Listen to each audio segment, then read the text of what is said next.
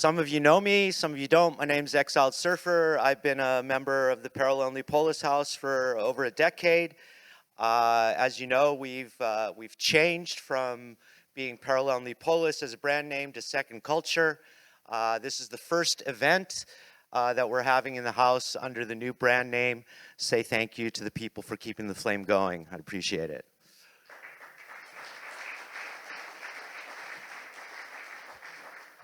I'd like to say a special thank you to Cake Wallet and Trocador app for making this possible. Great sponsors, great products, great swag. I know you guys are all itching for those jackets. Thanks for coming in to start the conference. Wow, in a year since we were here, we've seen an incredible upswing in usage and interest in Monero. And that's thanks to a lot of the people in this crowd. Give everybody a hand for what you've accomplished this year.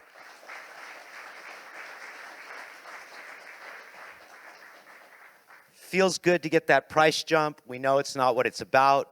It's about privacy and fungibility and about true peer-to-peer contact between people, the Agorist principles. It's really amazing that you guys have all stuck with this and gone through the ups and downs of it. And let's hope that the next year brings us, another jump forward in the usability and acceptance of Monero. We've got a great speaker list this year. And to start it off is somebody that needs no introduction, but I'm going to say his name anyway. His name is Andreas, long-term member of the community, is an incredible, public advocate and designer and everything, and he's going to go through some very interesting topics, and we'll have a Q&A after that, so have a couple good questions. Welcome, Andreas.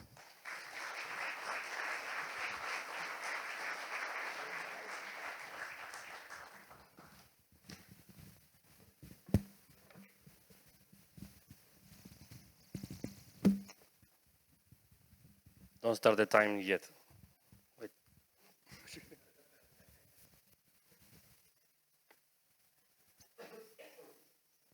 Okay.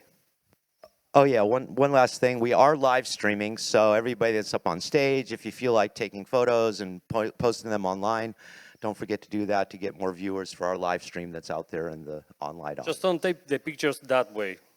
Right, yeah, just not in the audience. Everybody that's up on stage is fair game, I think. Okay, thank you everybody for coming. I really wasn't expecting that much people in the first talk in the morning, so I'm a bit disappointed on you.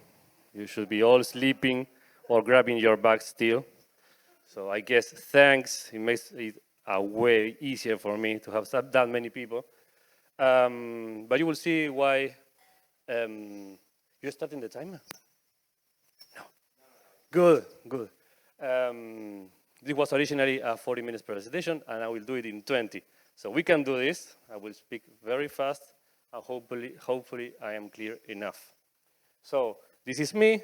I am Andres almost everywhere with an H in the middle, which turned out to be like a nice thing because not many Andreses uses that H in the middle. So my username is always free. Until now, at least. Don't do that. And I've been doing a lot of things in the Monero community since 2017. You were right, I will look at that and not that. So basically, I'm a conflict of interest walking because I get Monero from MoneroKon, basically, from Cake and from CipherStack at the same time. But you can take that as a test that is a great community and we are working together towards the same goal. So as I said, I work a part of the MoneroKon team. I have a project that is Monero Garden, Café Monero, and I also draw stuff for a living, which is my actual life. So before I forget, thank you to all of you that helped me be here. You know who you are. I know who some of you are, but I don't know all of you, which is a great and very cypherpunk thing to happen. But really, I really appreciate it, so I wanted to use just 1 minute for that. The talk that I'm going to give out today is hooks and loops, and I promise we will get to that. But first, we will start with AI, not because it's trendy, and this is not an AI talk, but I have to address the elephant in the room. It's like 3 or 4 elephants in the room. AI is here, and AI, it's basically very good at patterns. It grabs a lot of data. I will go through this whole part like very fast. Basically, it grabs a lot of data, extracts patterns from that data, processes it, and makes predictions. The same way that it makes the prediction about what sentence to write next, it's gonna make predictions, or it's making predictions about what you're gonna, for example, spend next. This part of a previous talk that I give, but I think it's important because what I wanted to get at is why we need to get Monero in the hands of people and why we need to get Monero in the hands of more people and as fast as we can. Because basically this is a reality now, and hopefully we don't get to the last part of the reality, the minority report, or ex machina part of the movie. Over there we cannot do anything because if it's until now we were like the best as pattern recognitions. We grab like berries from trees and we get to cities level with conference about cryptocurrencies. That was good for us. This is going to be better than us, or it's already better than us at that. So we cannot outrun it once we get there. In the middle, we cannot do anything because we cannot regulate that. The incentives are not aligned. Things are going to progress. So the thing that we can work in is in the first stage. And that's the data that the AI is going to use.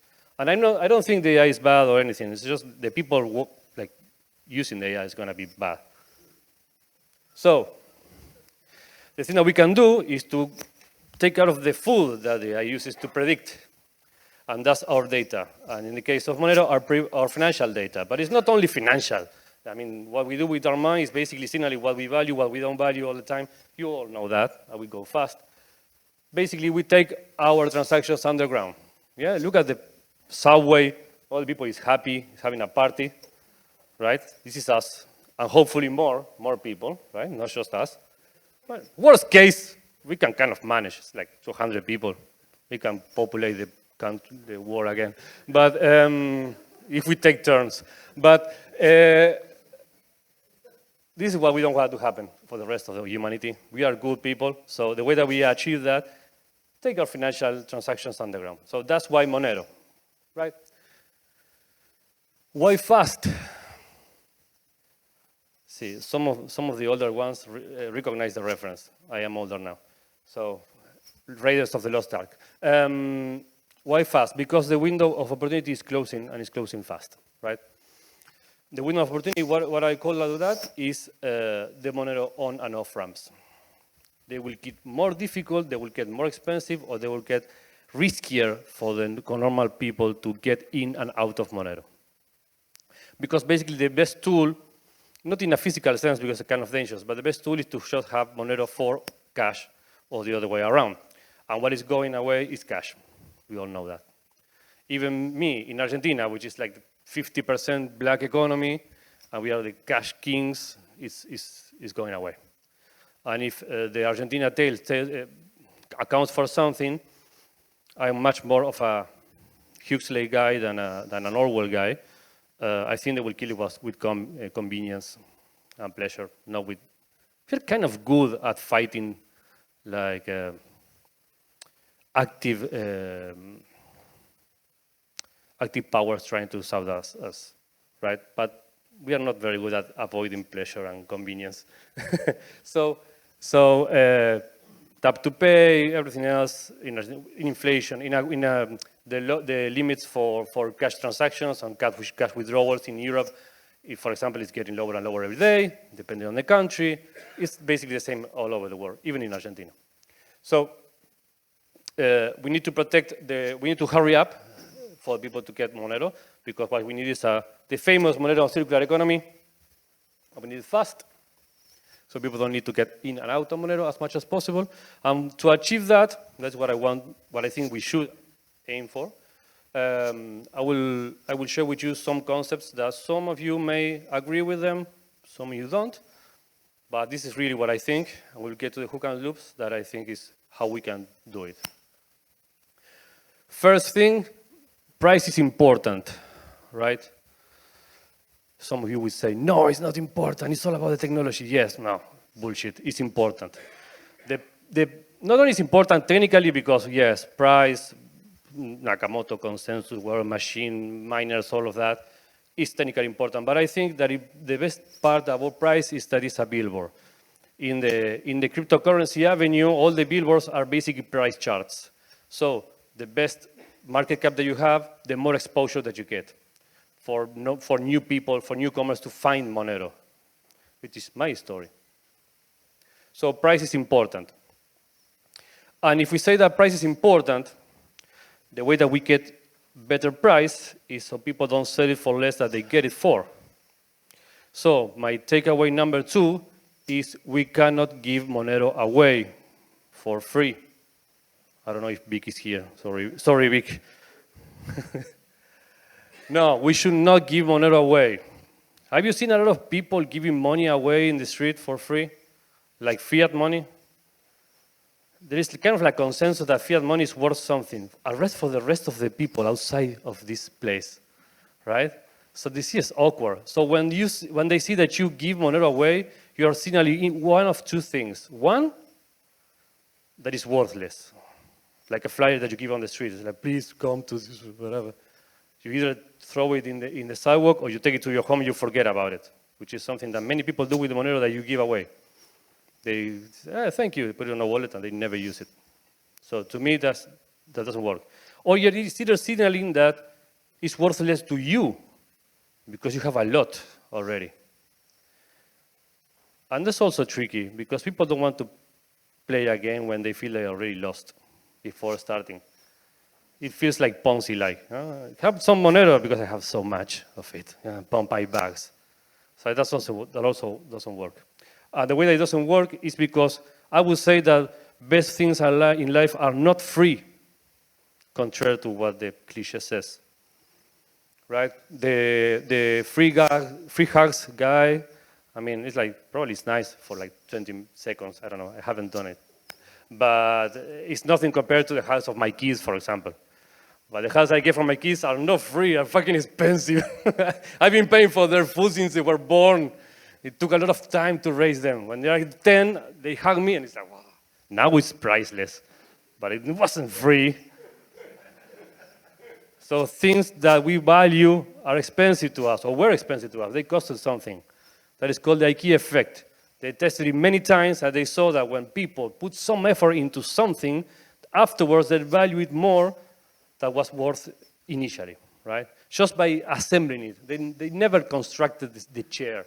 Just to give the chair and assemble, it's cheaper for IKEA.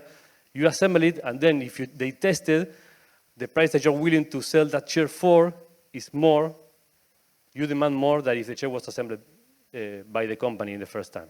And we have many examples of that with instant cakes, and if you go to a craft fair, you will see it everywhere, like crappy things, very awful, totally overpriced. So with the IKEA effect, it works in our favor. So if you make Monero, people work for Monero in some way. It doesn't have to be actual work. It has to be like submit something, like do some effort, like some proof of work to get your Monero. If you also like hire people like me for Monero, you get like an extra benefit, which is a new psychological price floor. I've sold a lot of Monero when it was too cheap, because I need to, but I will do as much as I can to avoid doing that.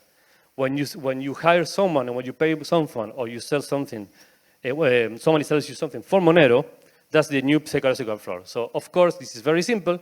Nobody tries to sell Monero again for less than they got it for, at least in effort. So that's a way to kind of ensure that the price goes up, at least goes up slowly, which is good, right? So price is one thing I say is important because it's a billboard. This is more interesting.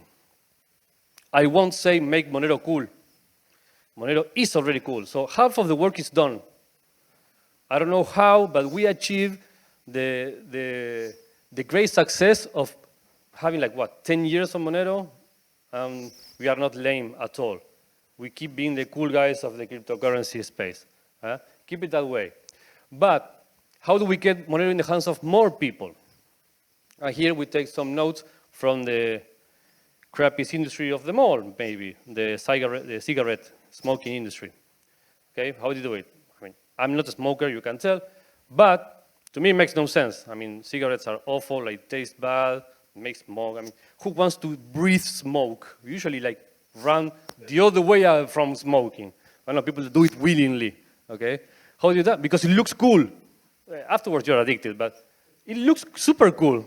I would want to smoke if they even get cancer, right? So, maybe not the best analogy with Monero, but we can learn something from that, yeah? The way that you get Monero in the hands of people willingly, and they will adopt it, and they will use it the way that we want them to use it, is by making it used by cool people. You have to see it. You cannot sell it. You cannot say, this is the best currency, you have to use it. They have to look at you. You have to look cooler than them, which is already a challenge. I'm not talking about you, I'm talking about me. But you know why you laughed. You need to listen. They need to think that you're a cool guy, and it just happens that you use Monero, right? Which related to that, don't just be the Monero guys or girls. Nobody's interested in that outside of this room, right? You won't get anyone new by being just a Monero guy. Maybe I'm guilty sometimes, but try your best not to be that, right? Be the cool guy in some, or cool girl in some other aspect of your life, which Monero is a part of. And we work like that. For example, if you are like a whatever, if you are like a cool chef, people will trust your advice on kitchen knives. But you will also trust your advice on cryptocurrencies. I don't know why. But it works like that. Influencers work like that. And please, don't hire influencers. Everybody knows influencers are cringe and they are paid to say stuff. No, just be actually cool, right? You can do it. You can do it. This got stuck in me like for years. I hear a UK photographer say it once, Sean Arnold from the UK. To take interesting photos, become an interesting person, right? And if we want Monero to be used in interesting ways and to foster interesting projects, we need to be interesting persons in the first place, yeah? It's not about the techniques, just like with the photos. You can know about a lot of exposure and composition, all that. You will have like perfect photos. The same way that we can discuss like the perfect currency in a vacuum, right? But it's not the currency that people will want to use. You take better pictures when you have interesting lives, when you go to interesting places and you are with interesting people. Because the photos look interesting. They are documenting interesting stuff. The same happens with Monero. Use it in interesting ways. Make people watch you and see you having like cool lives, right? Which I know is hard, but we get there. And you will foster Monero adoption. The way that you do it, you don't need to be Marlon Brando or something. You don't need to be the main actor in the movie or someone. You just have to be that special extra in the life of someone else. Yeah? The qualified extra, the extra that just says one line or something like that, but changes the plot, does some little action, the guy in the newspaper stand, something like that, and it changed the plot. This is my life. I take away like the first 30 years. It's okay. It will be longer. Those are the moments where it took me to Monero. When the talk was like 40 minutes long, I have many examples of some of you to show how it works. But I will just tell about mine and as fast as I can. In the first dot over there was, I put like drawings online back in DeviantArt. I don't know if someone knows what I'm talking about. A long time ago, some other random German guy posted photos. He commented on my pictures and I said, okay, this is cool. And he was a tech guy. And sometime after that, he sent me an email and says, have you seen that Bitcoin thing? It's like internet money. And I said, fuck, this is great. Like decentralized, this is going to be a success. 2012. I'm not rich. So many years after that, I remembered about that conversation. And I said, I wonder what happened with the whole Bitcoin thing. Like 2017, it was worth a lot more. Lesson learned. Follow your instinct. But when I did, I searched online, I found Beacon, it says cryptocurrencies. And I entered CoinMarketCap, and there it was, Monero in the first top 10, maybe top 5, I don't remember, right? That's why I say price is important. I wouldn't have discovered Monero. I wasn't a technical. I wasn't looking for the first 100. The first page of CoinMarketCap is like the first page of Google results, at least until now. People will find it. Over there is the third thing that I did. I don't only discovered Monero, but I wrote on the Monero subreddit, which used to be a thing. Maybe it is, I don't know. And I said, well, what can I do? I do drawings. I make a little pixel art drawing of a Monero miner. And I put it on the subreddit, and I said, this is what I do. If someone needs a help, because I think Monero is super cool. Another cooler guy than me, in this case was Diego, messaged me and said, yeah, there's a new Workgroup making like the first Monero mobile wallet, which was MoneroKon. So he said, you want to be a part of? He said, sure. I'm not a coder, right? No, it doesn't matter. Just come. Here I am. Like 5 years afterwards, no, more. Way more. And the last dot, we could say, like, some anonymous person from the internet asked me, like, a couple of days before the deadline, aren't you submitting any talks for this MoneroKon? And I said, no. Maybe you should. Oh, fuck. Well, here I am. But I'm telling you this because notice how there were like 4 instances when someone else did something that brought me here. I have to do my part. But without those guys, I wouldn't be here. It's not just me. Right? And now we are going to do the crazy, very cringy thing of closing our eyes. I hate when talks do that. Just bear with me. I can close mine if it makes you feel better. Not so embarrassed. Nobody's looking at you. Everybody's looking at me. So please, really, close your eyes for 10 seconds. I will let you know when you have to open them again. Don't worry. Think about your own life, your own path so far, until now. You got here for some reason. You're here, you know Monero. What was it? What was the little thing that brought you here? It was a post, it was an article, it was a meme. Someone you know at work mentioned Monero. What was the thing and who was that did it? Right? Open your eyes again. I'm going very fast. I can give you like 30 seconds, but the talk is going to be over. I hope you could like pinpoint some of those examples, like for real, right? The idea is for you to be that person for someone else. This is the way that we get more people, more interesting people in Monero. Thank you. No. This is what I want to explain how you can do it, yeah? This is something I've noticed in my own life, and I think it may sound very simple, right? Or too simple, but I promise you, you only get better at the things that you notice, right? And it's like when you buy a car or you buy a new phone, and you start noticing that it's more on the street, you know? Because we are pattern recognition things. So, hooks and loops. Those are burdocks, I think it's called in English. We call them cardos in Spanish. Basically, they get attached to everything. If you go nearby, or the furs of animals or whatever, they take the seed very far away because they have little hooks on them. Very annoying. And that inspired this Swiss engineer to create Velcro, which is basically just hooks on one side and loops on the other. I hope that you see where I'm going with this. We all have hooks and loops. Hooks and loops in different proportions. Some of us have more than others. We are all different, and some of us are more. I'm like an undercover introvert, you know. I can be here talking because I'm supposed to. Once you submit the thing, they say, okay, give a talk for 20 minutes.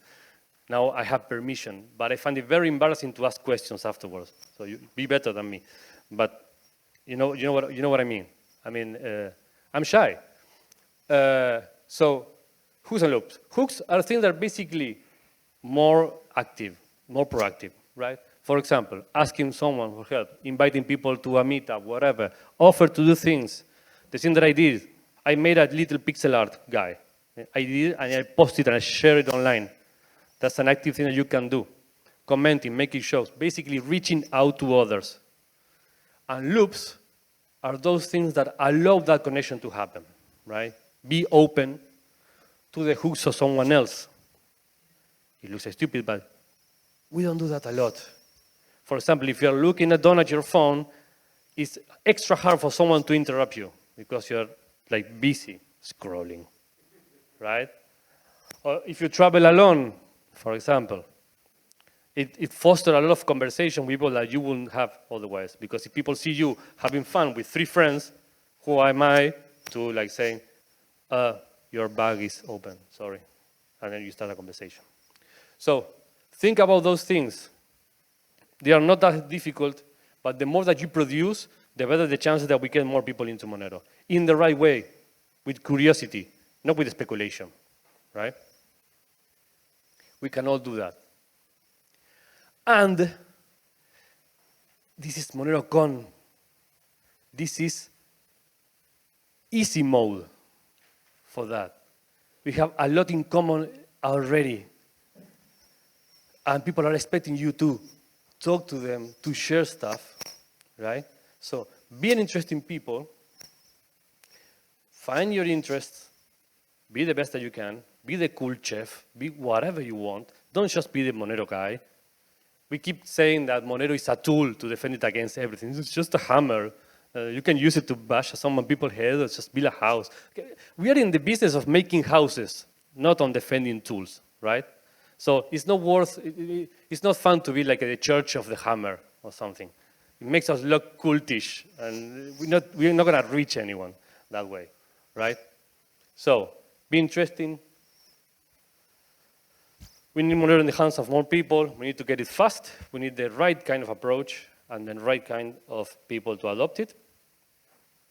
The way that we do it is by being used by cool people. You can do that. And the way that you are not like a cool random person alone in an island interacting with no one else, which is also not very useful, is by being aware of the hooks and the loops that you have all the time in your life. They are tiny decisions. Really just so tiny decisions, like, should I or should I not? Let's do it. Let's post. Let's comment. Let's answer. Let's ask. Yeah, do it. MoneroKon is easy mode. So you are here. The rest is up to you. Thank you for listening. It's the end.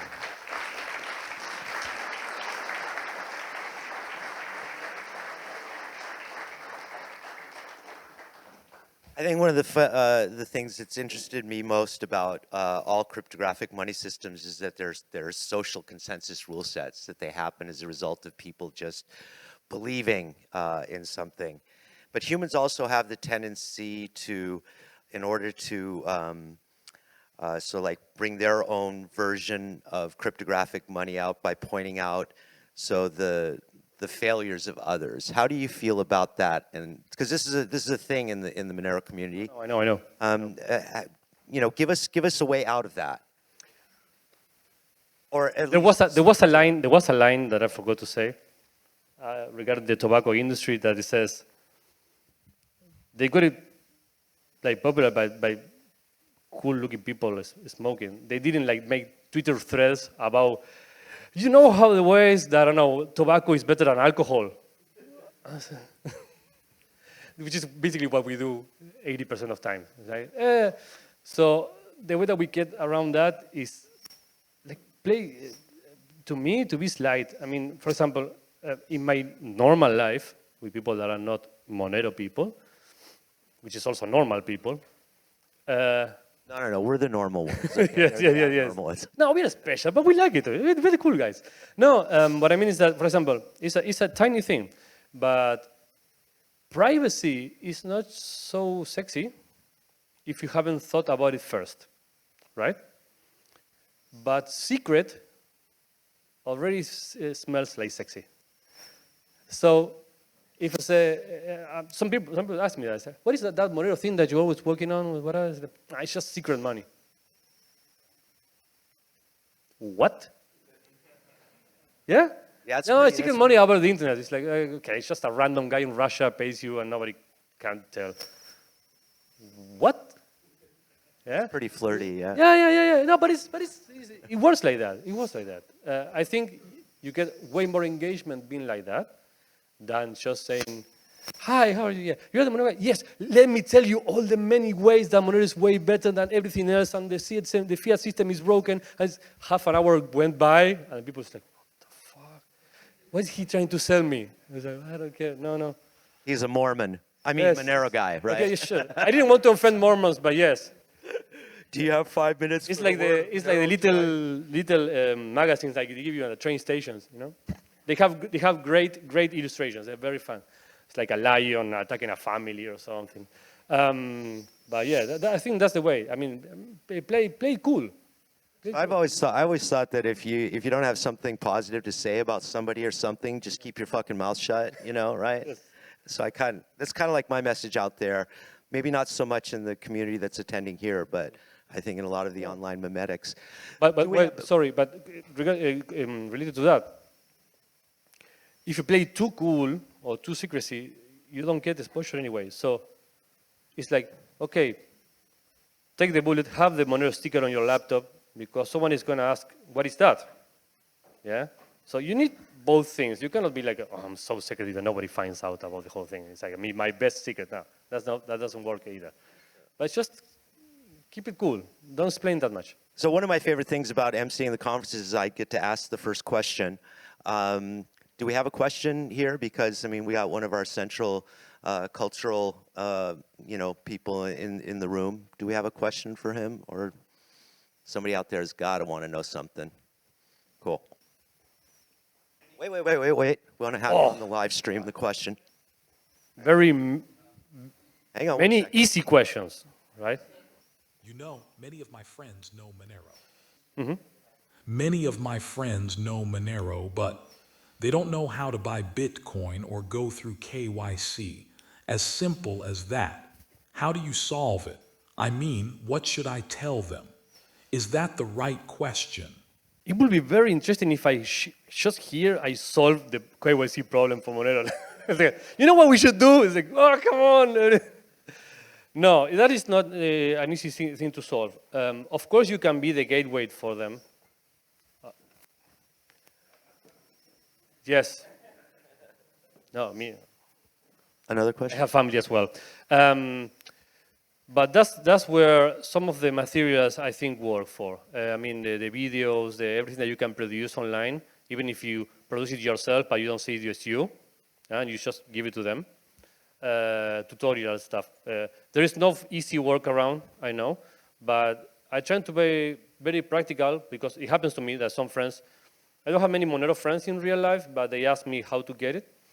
And for me, the most effective way, maybe Argentina is a bit like loose on that end, but just get crypto anyway, and then you can swap it for Monero without KYC.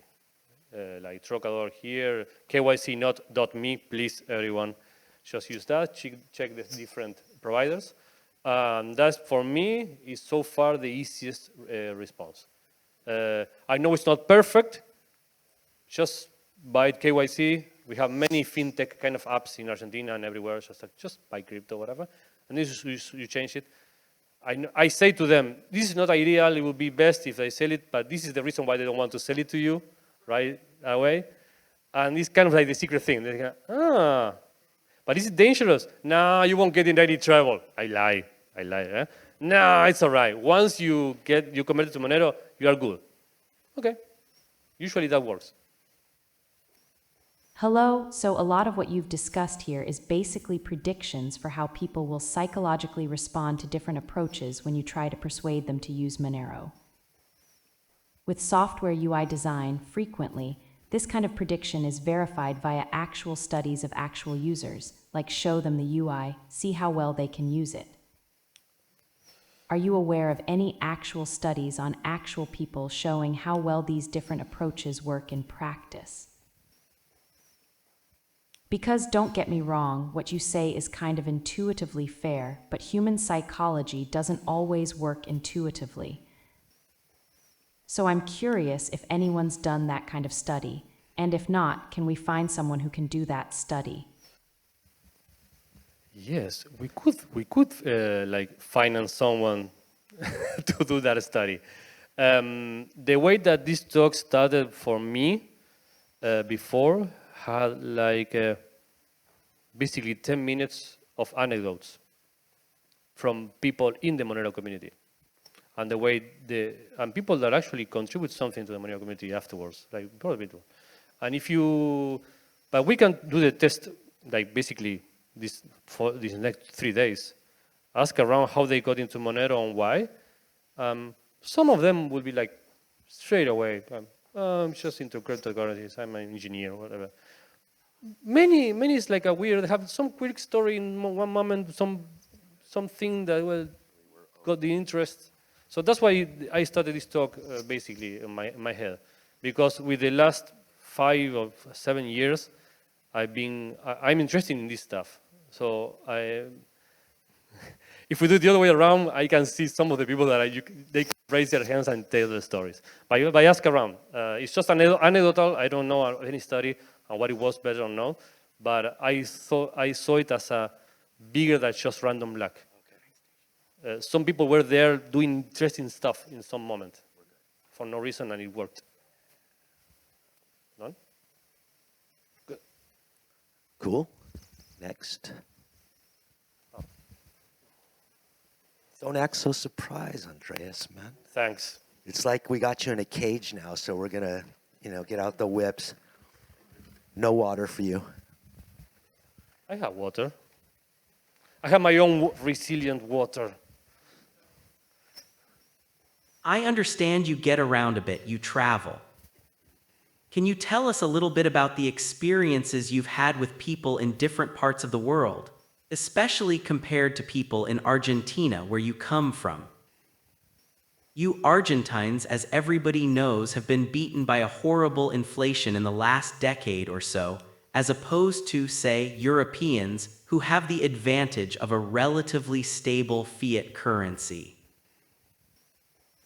Do you see differences in the approach of people, in the attitude of people towards cryptocurrency, especially Monero? Ask me about experiences of myself traveling, or how cryptocurrency is seen as a general. Yeah, I think what he's saying is, the differences between your home country and the countries that you travel in, Oh, okay. Yeah.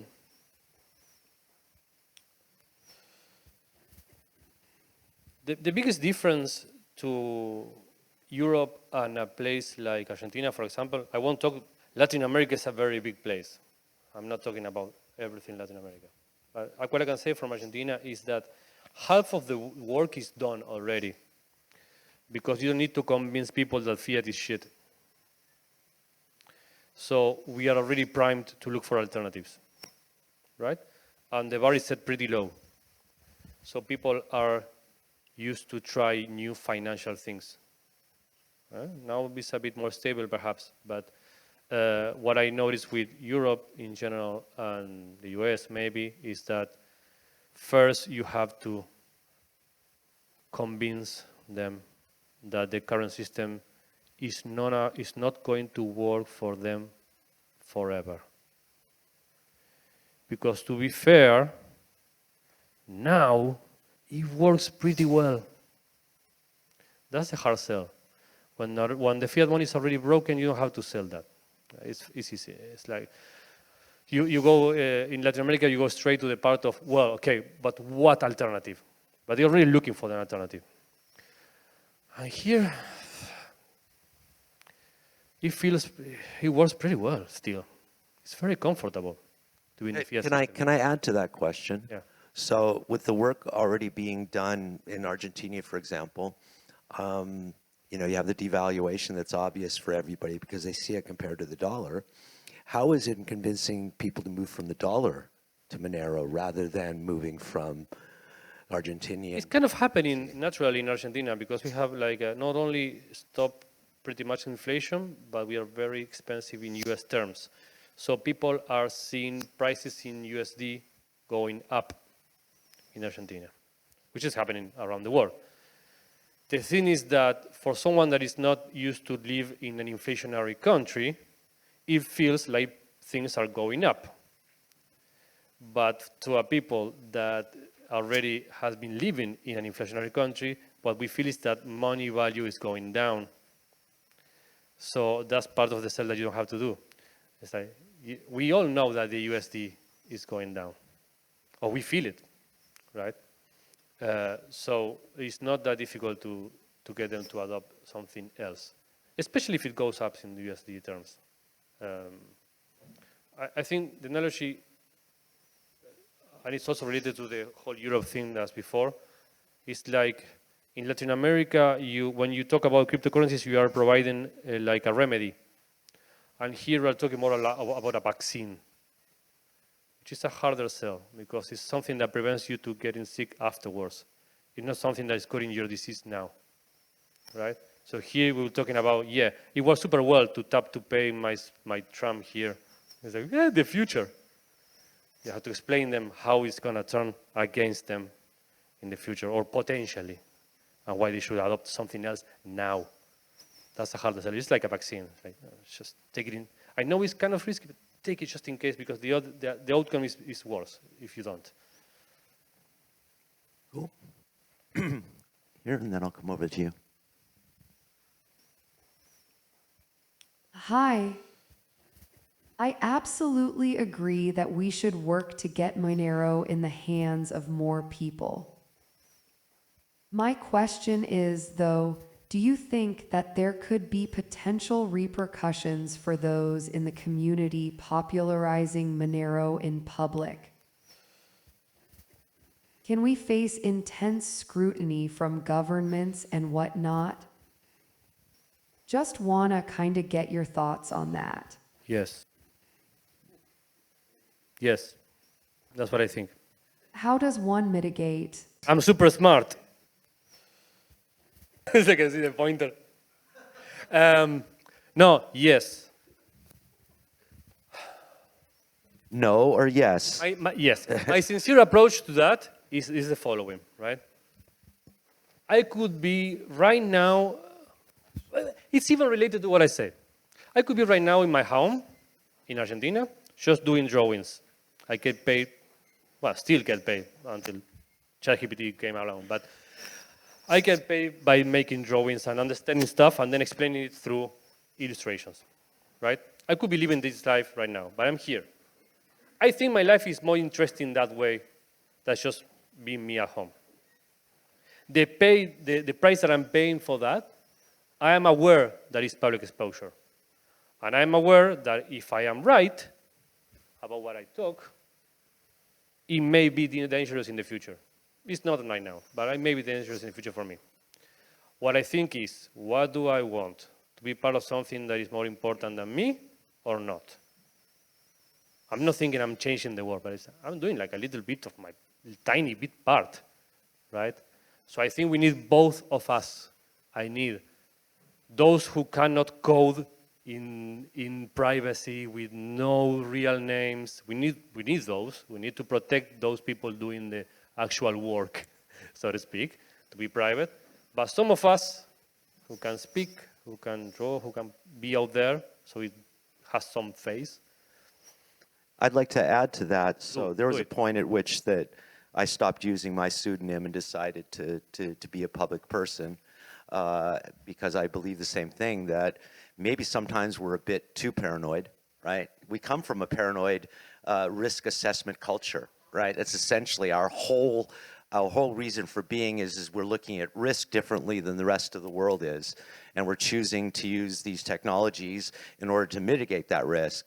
And it comes from, you know, paranoid sort of like schizophrenia about being attacked and challenged and stripped naked and put in a cell for what it is that you believe in politically or even in terms of which currency you use. So I think that there's something to be said for being some of those people that are willing to say, no, I'm not going to be cowed by this. I'm not going to be challenged by this, and it's meaningful for me to speak up. That was a personal decision that I made, and why it is that I, as my name, work at these conferences. So I'm in total agreement And about worst case scenario, we can work as a canary in the coal mine. worst case scenario. Someone has to do it. If you see me, like, we can I Monero wonder what Andres is. we can Monero pill people in prison, right? Hello, you have spoken about how to make people adopt Monero more. I see it differently. I would rather look at how to make it more expensive for people not to use Monero. And therefore, my question is, what are the limits of this war that governments declare on privacy-conserving protocols? And what is the influence of obliging people not to use cash and thus turn to digital systems? If this war ends, will it also be the end of the era where not using Monero is expensive? What are the limits of this war? The first half of that is not up to us. I mean, they will be doing Monero, not using Monero more expensive. They do their job.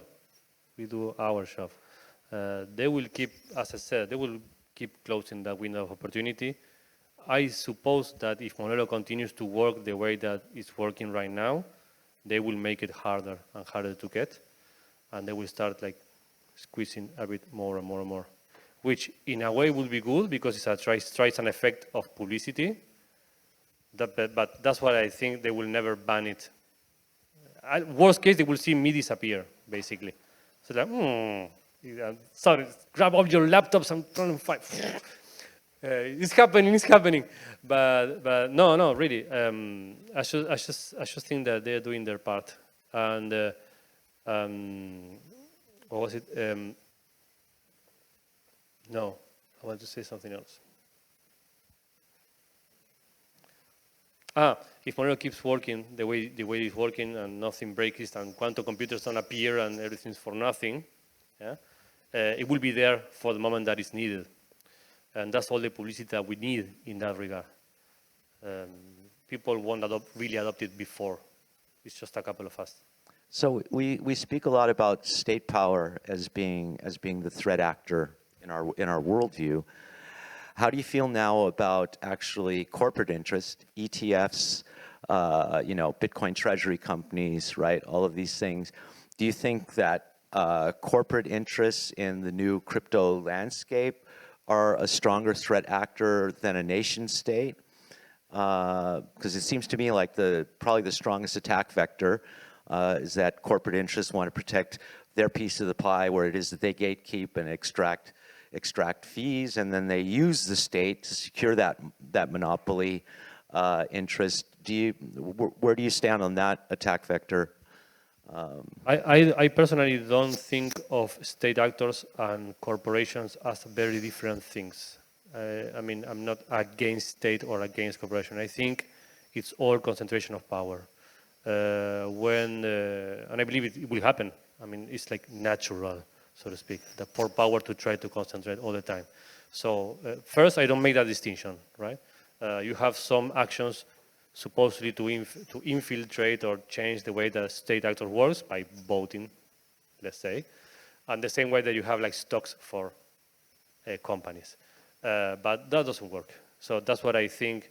There are some, that's the thing that I love about technology. There are some technologies like Monero, like the internet as a whole or stuff like that, that allow us to just work in parallel societies, because it's the only way that you can counteract that concentration of power. Cool, and I'd like to ask you a final question, because I really like to... Sorry, but I think the corporate issue is as much as a problem as a totalitarian government, because it's following the logic of the 19th century, perhaps, was just guns and military power, and then it became more information and money. So corporations are great at that. So that's an issue. So I famously walk across different communities, and I view sort of everything that we have from Bitcoin and composability on Ethereum and the rule set with Monero and other coins. I view that all as a complete whole, decentralization, right? Because we have the ability to move in and out of consensus rule sets. There will always be a bridge from X coin to Y coin. So how do you, yeah, I'm kind of like leading the question on this, yeah? Are you a purist? Are you a Monero purist? Or are you a decentralization purist, right? Because you're standing here opening the conference. I'm curious what your position I is. should say I'm a Monero purist. No, I'm not a Monero purist. I am more a decentralization purist. Yeah, maybe that I am more on that angle. I just think Monero is better. But I don't think it should be only Monero in the world. I don't agree with the stance that we only need one currency to rule them all. I just sincerely think that Monero is a better one, or at least it's the better money. It's the better one that could work as money. I think it will be a better money than Bitcoin, and I think certainly it's a better money than Ethereum and stuff like that. I will say that, but I think Bitcoin and Ethereum and all those currencies have some place in the world, and they have some uses. What quality would a coin have to have for you to move away from Monero being the best choice? What does Monero lack for you that you would say, oh, if this coin had a network of... What are you trying to sell me? Yes. No, I understand. Downsides of Monero. Because we need to look at our downsides to improve, our... I know. I don't know if there are some... We have some UX downsides right now that could be improved for adoption, for sure. Everybody knows them, like the lock time, like technical downsides. As a community, we always have the risk of maximalism. I think the ones that I know, or the most known ones, I think Monero is the one doing the best job at not being maximalist. Even though, of course, we have some cases, right? So on that side of the thing, I think we are doing a good job. We need to be really vigilant about that. It's not fun to be around maximalists if you are not a maximalist already.